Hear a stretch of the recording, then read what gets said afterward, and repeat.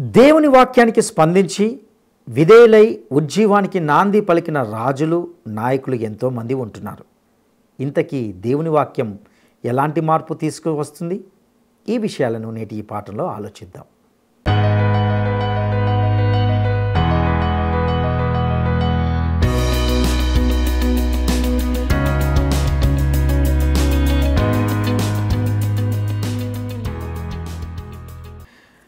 మహాగణుడును రక్షకుడైన యేసుక్రీస్తు అతి శ్రేష్టమైన నామంలో ప్రేమధార టీవీ వీక్షకులందరికీ శుభములు తెలియజేస్తున్నాం. నేటి మన ధ్యాన భాగంగా 2వ దినవృత్తాంతముల గ్రంథము 34, 35, 36వ అధ్యాయము 23వ వచనం వరకు ధ్యానించుకోబోతున్నాం. యోషియా తన రాజ్య పరిపాలనను దేవుని భయముతోనే ప్రారంభించినట్లుగా గత పాఠంలో చూస్తూ వచ్చాం. బాలుడైన యోషియాను రాజుగా చేసిన తర్వాత హిల్కియా యెహోవా మందిరమందు దొరికిన ధర్మశాస్త్రము గల గ్రంథాన్ని శాస్త్రియగు షాఫానుకు అప్పగించినట్లుగా గమనిస్తాం. అతడు రాజు సముఖమున చదివి వినిపించాడు. ధర్మశాస్త్రపు మాటలు విన్నప్పుడు రాజు తన వస్త్రములను చింపుకొని అందులోని విషయాలను హుల్దా ప్రవక్త్రిని దేవుని తీర్పును గూర్చి వివరించినప్పుడు రాజు ఈ గ్రంథమందు వ్రాయబడిన నిబంధన మాటల ప్రకారంగా ప్రవర్తిస్తానని యెహోవా సన్నిధిని నిబంధన చేసుకున్నట్లుగా గ్రహిస్తాం. ఇక 35వ అధ్యాయంలో యోషియా మరియు ప్రజలు ఆచరించిన పస్కాను గురించి వింటాం. యెహోవా బలిపీఠం మీద దహన బలులను అర్పించుట చేత ఆ దినమున ఏమీయూ లోపం లేకుండా యెహోవా సేవ జరిగిన ఘట్టాన్ని వివరంగా తెలుసుకుంటాం. ఇక 36వ అధ్యాయంలో యెరూషలేం నాశనాన్ని గూర్చిన ప్రస్తావనను గమనిస్తాం. అలాగే దేవుని మందిర నిర్మాణానికి సంబంధించి రాజైన కోరేషు యొక్క ప్రకటనను గూర్చిన ప్రస్తావనను వింటాం. ఇక వివరాలను విపులంగా తెలుసుకుందామా? ప్రియ శ్రోతలు, మీ బైబిళ్ళు తెరవండి. ఈరోజు మన పాఠం 2 దినవృత్తాంతములు 34వ అధ్యాయం 15వ వచనం నుండి 35, 36 అధ్యాయాలు. సావధానంగా వినండి.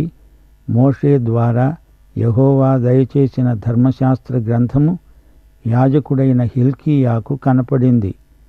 హిల్కీయా షాఫానుకు ఆ గ్రంథాన్ని అప్పగించాడు. షాఫాను శాస్త్రి ఆ గ్రంథాన్ని రాజుకిచ్చాడు. రాజు షాఫాను చేత ఆ గ్రంథమంతటినీ చదివించుకున్నాడు. అంతా విని రాజు తన వస్త్రాలను చించుకొని పశ్చాత్తాపాన్ని వ్యక్తం చేశాడు. రాజు ఆజ్ఞ జారీ చేశాడు. అప్పుడు అక్కడ హిల్కీయా, అహీకాము, అబ్దోను ఉన్నారు. రాజసేవకుడైన అషేయా కూడా అక్కడే ఉన్నాడు. రాజు అన్నాడు, వెళ్ళండి, దేవుని వద్ద ఈ సంగతులను విచారణ చెయ్యండి. ఈ గ్రంథములోని సంగతులు మన పితరులు పాటించలేదు. యెహోవా కోపానికి వీరు గురి అయ్యారు. దేవుని వాక్యానికి ప్రజలు రావాలి. శ్రోతలు వింటున్నారా?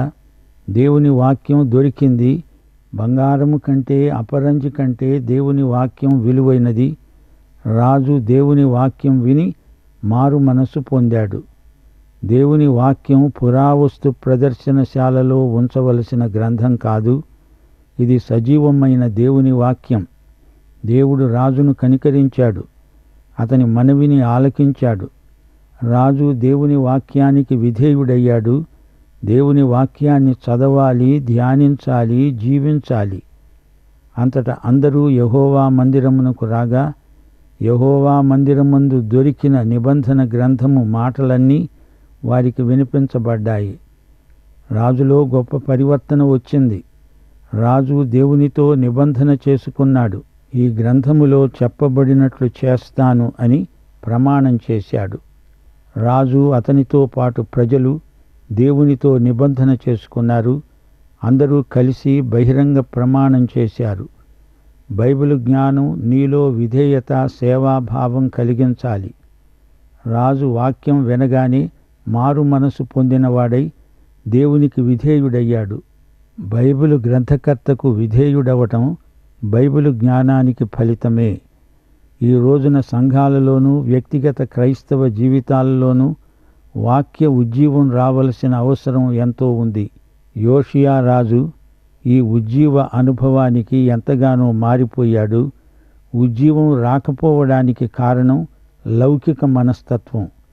యోషియా పితరుడు హిజ్కియా పోలికలు యోషియాలో కానవస్తాయి. వీరిద్దరిలో సంస్కరణశీలం ఉంది. యోషియా సత్యదేవుని ఆరాధనకు ప్రజలను నడిపించాడు. రాయబడిన దేవుని వాక్యము రాజు యొక్క సంస్కరణశీలాన్ని కార్యోన్ముఖం చేసింది. దేవుని పరిశుద్ధత రాజును ఆవరించింది. ప్రజల నుండి అతనికి మంచి ప్రతిస్పందన లభించింది.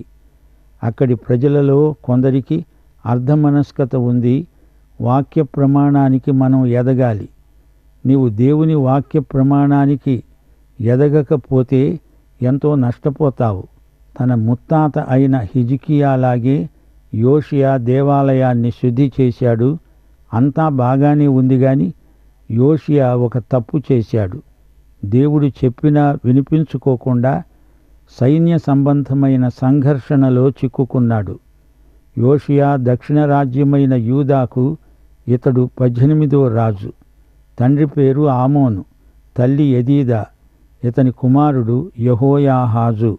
ఇతని కాలంలో సేవ చేసిన దైవజనులు ఇర్మియా, హుల్దా, హిల్కియా, జఫన్యా.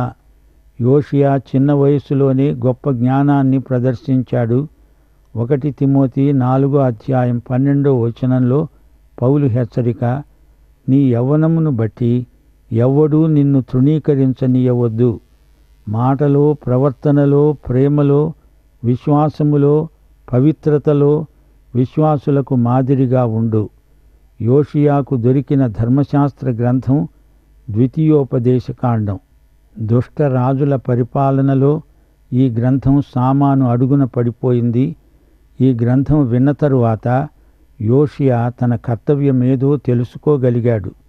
యోషియా పాపాన్ని పసిగట్టి కఠిన చర్య తీసుకున్నాడు. దైవ చిత్తానుసారమైన దుఃఖము మారు మనసు కలిగిస్తుంది. దేవుని వాక్యము హృదయాలోచనలను, తలంపులను శోధిస్తుంది. శ్రోతలు, ఇప్పుడు మీరు 35వ అధ్యాయానికి రండి. 2 దినవృత్తాంతములు 35వ అధ్యాయంలో పస్కా పండుగ ఆచరించబడింది. ఆ తరం వారికి అది గొప్ప అనుభవం. లేవీయులు, యాజకులు కలిసి సేవ చేశారు. యాజకులు పస్కాబలి రక్తాన్ని ప్రోక్షించారు. 16వ వచనం, రాజాజ్ఞను బట్టి వారు పస్కా పండుగ ఆచరించి యెహోవా బలిపీఠము మీద దహన బలులు అర్పించారు. 7 రోజులు పస్కాను, పులియని రొట్టెల పండుగను ఆచరించారు. సమూయేలు తరువాత మళ్ళీ ఇప్పుడు యోషియా కాలంలో ఈ విధంగా పస్కా పండుగ ఘనంగా జరిగింది. ఇది యోషియా ఏలుబడిలో 18వ సంవత్సరం. పస్కా పండుగ అంటే ఏమిటి? పస్కా యేసు మరణానికి ప్రవచనాత్మకమైన సూచన. పాపక్షమాపణ, విమోచన ప్రజలకు అవసరం. ఇదంతా జరిగింది బాగానే ఉంది. ఆ సమయంలో ఈజిప్టు రాజైన నెకో కర్కెమిషు మీదికి దండెత్తి వెడుతున్నాడు. ఇది విని యోషియా అతనితో యుద్ధానికి తలపడి దండెత్తాడు. నెకో రాయబారం పంపి, ఎందుకు అనవసరంగా నాతో పెట్టుకుంటావు? నీ మీదికి నేను రాలేదు గదా అన్నాడు. యోషియా ఎందుకో నెకోతో యుద్ధానికి సాహసించాడు. మారువేషంతో వెళ్ళాడు.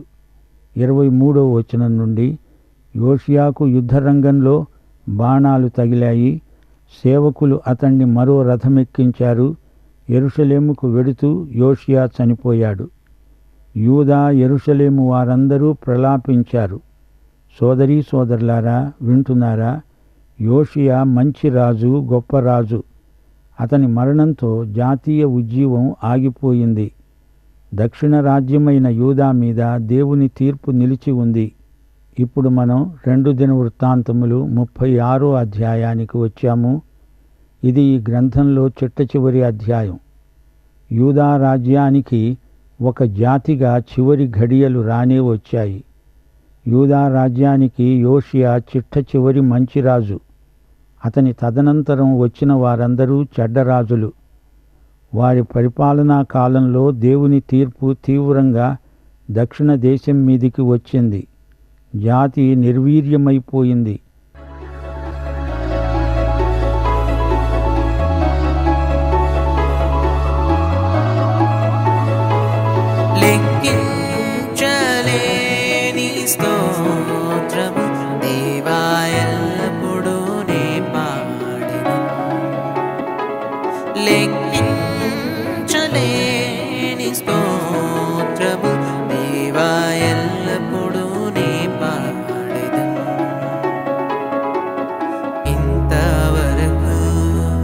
నా బ్రతుకులో నీవు చేసిన మేలకై ఇంతవరకు నా బ్రతుకులో నీవు చేసిన మేలకై లెక్కించలేని స్తోత్రము దేవా ఎల్లప్పుడూ నే పాడెదను. లెక్కించలేని స్తోత్రము దేవా ఎల్లప్పుడూ నే పాడెదను.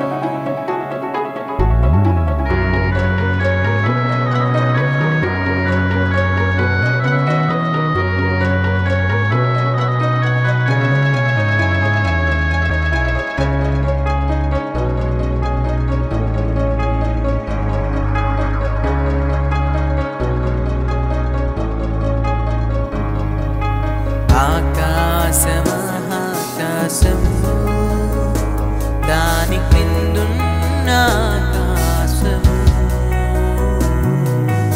ఆకాశమహాకాశము దాని క్రిందున్న ఆకాశము భూమిపై కనబడునవన్నీ ప్రభువా నిన్నే కీర్తించు. భూమిపై కనబడునవన్నీ ప్రభువా నిన్నే కీర్తించు. లెక్కించలేని స్తోత్రము దేవా ఎల్లప్పుడూ నే పాడెదను. లెక్కించలేని స్తోత్రము దేవా ఎల్లప్పుడూ నే పాడెదను.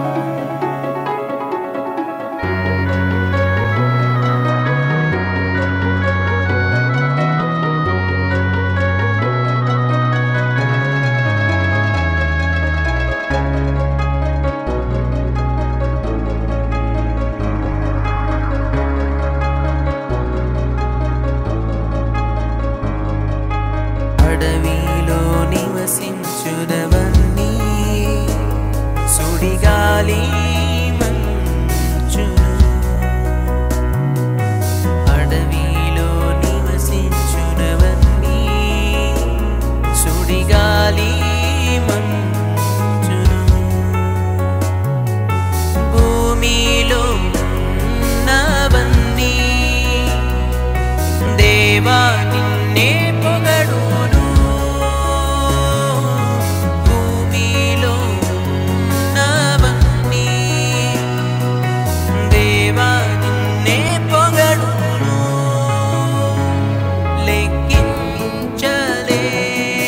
స్తోత్రము దేవా ఎల్లప్పుడూ నే పాడెదను. లెక్కించలేని స్తోత్రము దేవా ఎల్లప్పుడూ నే పాడెదను. ఇంతవరకు నా బ్రతుకులో నీవు చేసిన మేలకై ఇంతవరకు నా బ్రతుకులో నీవు చేసిన మేలకై లెక్కించలేని స్తోత్రము దేవా ఎల్లప్పుడూ నే పాడెదను. లెక్కించలేని స్తోత్రము దేవా ఎల్లప్పుడూ నే పాడెదను. 36వ అధ్యాయం మొదటి వచనం నుండి వినండి. యోషియా కుమారుడైన యెహోయాహాజు రాజయ్యాడు. అప్పుడతడు 23 ఏండ్లవాడు. యెరూషలేములో అతడు 3 నెలలు ఏలాడు. ఈజిప్టు రాజు యెరూషలేముకు వచ్చి అతన్ని తొలగించి అతని సహోదరుడైన ఎల్యాకీమును రాజుగా నియమించాడు. అతనికి యెహోయాకీము అని మారుపేరు పెట్టాడు. యెహోయాహాజును ఈజిప్టుకు తీసుకుపోయాడు. అతడిప్పుడు ఈజిప్టులో యుద్ధ ఖైదీ. యెరూషలేములో యెహోయాకీము రాజు. అతడు 25 ఏండ్లవాడు. 11 సంవత్సరాలు యెరూషలేములో రాజ్యమేలాడు. అతడు మంచి రాజు కాడు. బబులోను రాజైన నెబుకద్రెజరు వచ్చి అతన్ని బంధించాడు. యెహోవా మందిరపు ఉపకరణములన్నీ బబులోనుకు తరలించాడు. వాటిని తమ గుడిలో ఉంచాడు. యెహోయాకీము తరువాత యెహోయాకీను రాజయ్యాడు. అతని వయస్సు 8 ఏండ్లు. ఇతని పరిపాలనా కాలం 3 నెలల 10 దినాలు. ఇతడు చెడ్డరాజు. ఆ తరువాత సిద్కియా రాజయ్యాడు. 11 సంవత్సరాలు ఏలాడు. అప్పుడు అతని వయస్సు 21 సంవత్సరాలు. అతడు ప్రవక్త అయిన యిర్మీయా మాటలు పెడచెవిన పెట్టాడు. నెబుకద్నెజరుకు వ్యతిరేకంగా తిరుగుబాటు చేశాడు. మొండి మనిషి. నిర్దేవ వైఖరి అవలంబించాడు. తన మనస్సును కఠినపరుచుకున్నాడు. యెహోవా మందిరాన్ని అపవిత్రపరిచాడు. భ్రష్టుడైపోయాడు. నెబుకద్నెజరు వచ్చి యెరూషలేము నగరాన్ని ధ్వంసం చేశాడు. 15వ వచనం. యెహోవా తన జనులయందు కటాక్షము గలవాడు. దేవుడు వీరికి తన దూతల ద్వారా ఎప్పటికప్పుడు వర్తమానము పంపుతూనే ఉన్నాడు. అయితే వీరు నిర్లక్ష్యం చేశారు.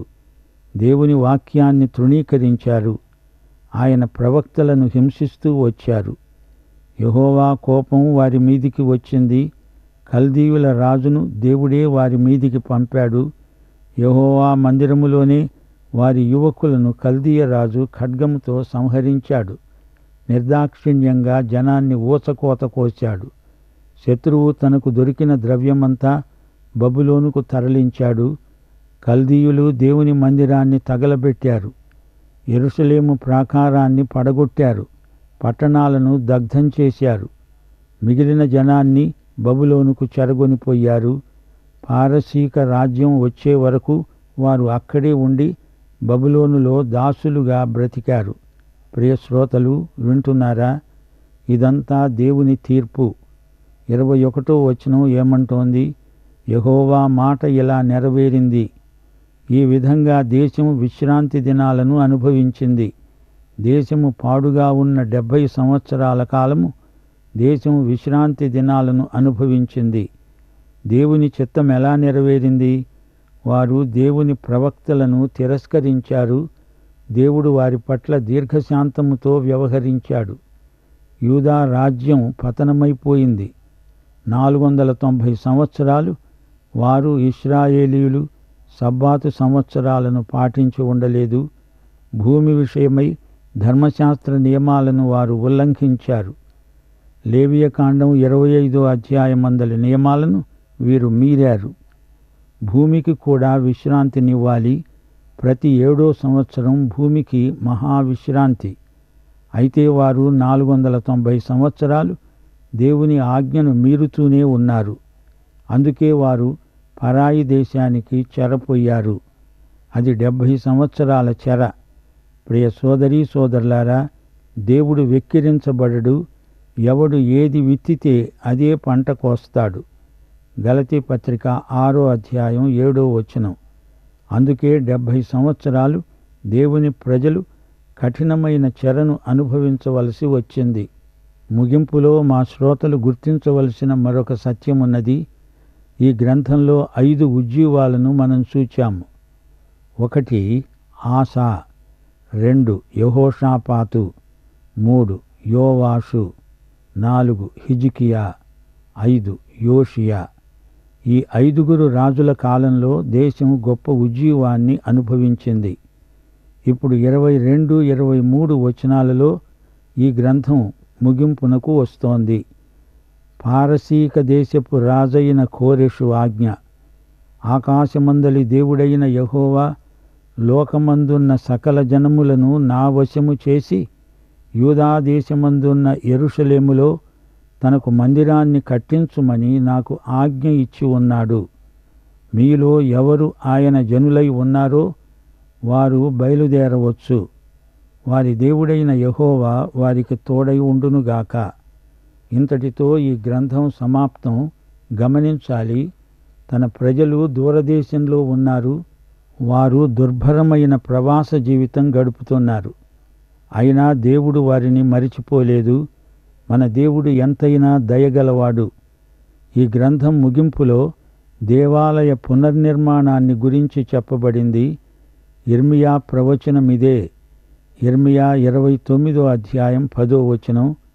బబులోను రాజ్యానికి 70 సంవత్సరాలు గతించిన తరువాత మిమ్ములను గూర్చి నేను పలికిన శుభవార్తను నెరవేర్చి ఈ స్థలానికి తిరిగి మిమ్ములను రప్పించేటట్లు నేను మిమ్ములను దర్శిస్తాను.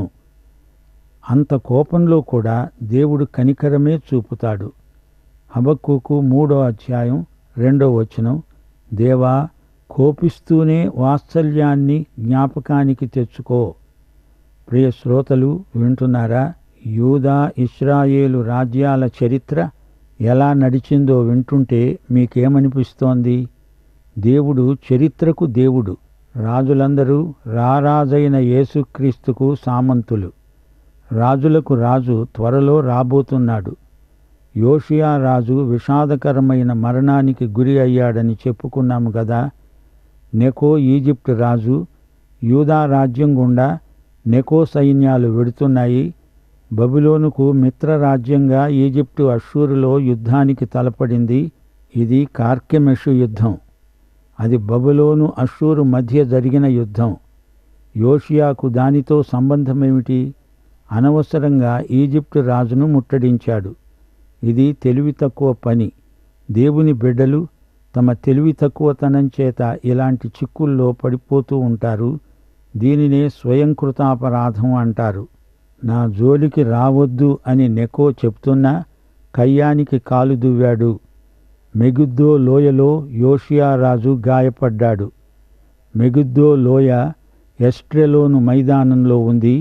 ఇది చరిత్రాత్మకమైన స్థలం. ఇక్కడే దెబోరా, బారాకు కలిసి కనానీయులపై ఘన విజయం సాధించారు.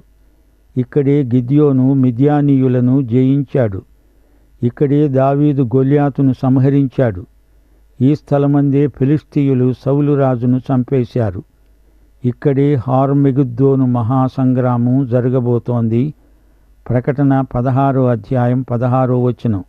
హెబ్రీ భాషలో హార్మెగిద్దోన్ అనే చోట సైన్యాలు సమీకరించబడతాయి. సర్వాధికారి అయిన దేవుని మహాదినమున జరిగే యుద్ధానికి లోకమంతట ఉన్న రాజులు పోగవుతారు. జకర్యా గ్రంథం 12వ అధ్యాయం 11వ వచనం. అది మెగిద్దోను లోయ. హదద్రిమ్మోను దగ్గర జరిగిన ప్రలాపము వలనే ఆ రోజున యెరూషలేము ప్రలాపిస్తుంది. యోషియా మారువేషంలో వెళ్ళినా చావును తప్పించుకోలేకపోయాడు. మొదటి రాజులు 22వ అధ్యాయం 30వ వచనం. ఇశ్రాయేలు రాజొకడు అంతకు మునుపు మారువేషంలో వెళ్ళాడు. యోషియా సమాధి కార్యక్రమానికి ఇర్మియా స్వయంగా వచ్చాడు. అతని తరువాత యెహోయాకీము 18వ రాజు. ఇతడు నియంత. ప్రజల చేత వెట్టి చాకిరీ చేయించాడు. స్వార్థపరుడు. ఉరియా అనే ప్రవక్తను నిర్దాక్షిణ్యంగా హతం చేశాడు. ఇర్మియాను మాట్లాడనివ్వలేదు. ఇర్మియా రాసిన గ్రంథాన్ని తగలబెట్టాడు. ఇతని రాజ్యకాలంలోనే దానియేలు బబులోనుకు చెరగొనిపోబడ్డాడు. సిరియా, మోయాబు, అమ్మోనీయ దండయాత్రలు జరిగాయి. యెహోయాకీము చచ్చినప్పుడు అతన్ని ఒక వన్యమృగంలాగా లాగిపడేసి సమాధి చేశారు. యెరూషలేము నుండి బయటికి పడలాగారు. యెరూషలేము ద్వారం ముందు పెంటకుప్ప మీద అతన్ని పడేశారు. అతని సమీప బంధువులు కూడా అతని కోసం ఏడ్చినవాడు ఒక్కడూ లేడు. అతని కొడుకు యెహోయాకీను రాజయ్యాడు. సిద్కియా 20వ రాజు. ఇంతా జరిగాక మిగిలిందేమిటి? దేవుని తీర్పు. దేవుని వాక్యాన్ని నిర్లక్ష్యం చేసిన జాతి, సబ్బాతు నిబంధనను భంగపరచిన జాతి దేవుని తీర్పును తప్పించుకోగలదా? అసాధ్యం.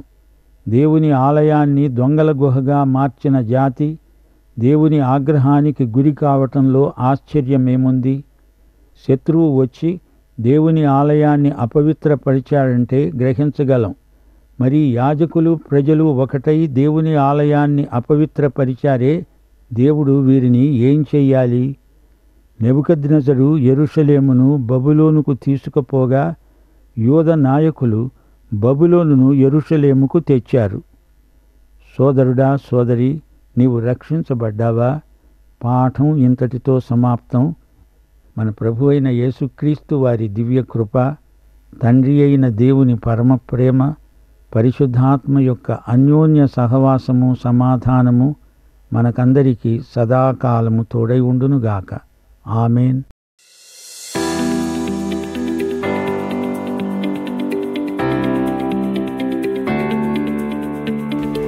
మోషే ధర్మశాస్త్ర గ్రంథము ఎవరికి కనబడింది? మోషే ధర్మశాస్త్ర గ్రంథము ఎవరికి కనబడింది? 1 హిల్కియా, 2 షాఫాను, 3 ఆషాయా. ఈ ప్రశ్నకు సరైన జవాబును ఈ వాట్సాప్ నంబర్కు పంపండి. మా వాట్సాప్ నంబర్ 9399525570. ప్రియులారా, ఇంతవరకు 2వ దినవృత్తాంతముల గ్రంథములోని చివరి అధ్యాయాలను ధ్యానిస్తూ వచ్చాం. యోషియా యొక్క సుపరిపాలన విషయాల నుండి అనేక సత్యాలను తెలుసుకున్నాం. యోషియా దేవుని వాక్యం యొక్క ప్రాముఖ్యతను గుర్తించాడు. మరొక మాటలో చెప్పాలంటే, యోషియా రాజు దేవుని వాక్యాన్ని విని మారు మనసు పొందాడు. దేవుని వాక్యము బంగారం కంటెను, అపరంజి కంటెను ఎంతో విలువైనదని మనము కూడా గ్రహించాలి.